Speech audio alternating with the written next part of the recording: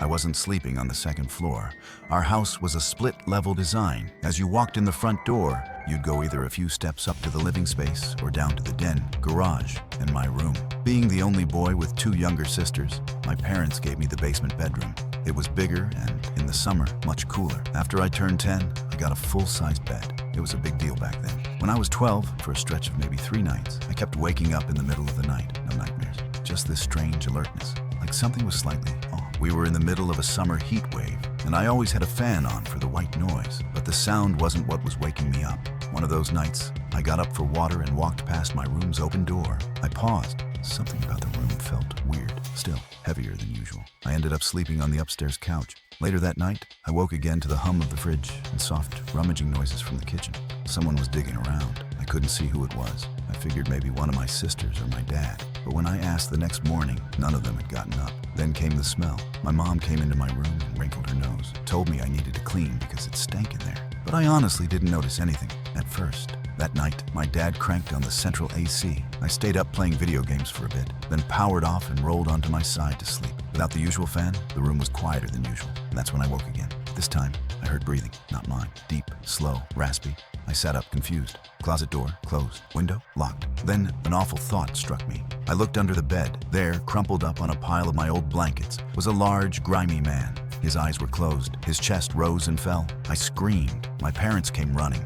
My dad dragged him out from under the bed while my mom called the police. Turns out the man was homeless and had somehow been living under my bed for what we later assumed was days. He had been eating our food, hiding out, and waiting. For what? We never found out. This story comes from my great-grandfather. He's over 100 now, and he's told this tale more than once at family gatherings. He was born in what's now Russia and served in the Soviet Army during World War II. One night after a brutal battle in a small village, his unit was holed up in a half-burnt house, trying to forget the carnage. Soldiers were drinking, laughing, briefly alive again.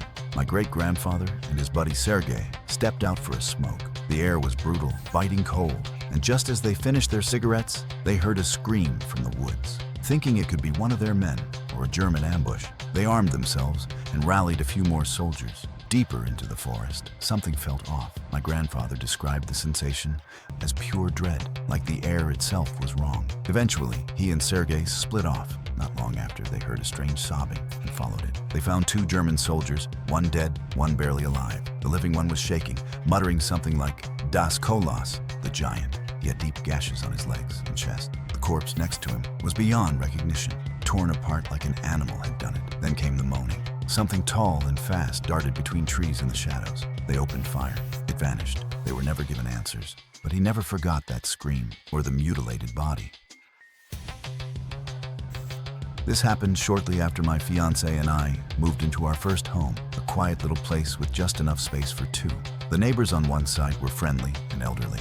The other side, farther down, we hadn't met yet. One night, I was shopping online while she cooked dinner. I walked over to the back sliding door to let in some air and froze. Someone was sitting in one of the patio chairs, head bowed, completely still. I whispered to my fiancé to come look. She gasped. I didn't want to open the door, but we also couldn't just leave him there. He stood up, tall, grizzled, tattooed, and walked toward the glass. Then he started saying obscene things, horrible things, to my fiancé. I threatened to call the police. He grinned, licked his lips, and kept whispering.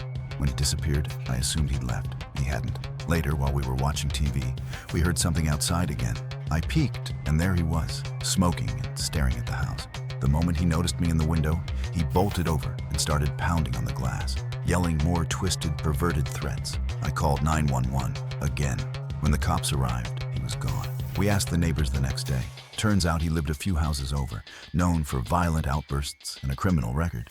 But since we didn't catch him on video, they couldn't press charges. We haven't seen him since. But every night, we check the locks twice. Sometimes, I still feel like he's out there.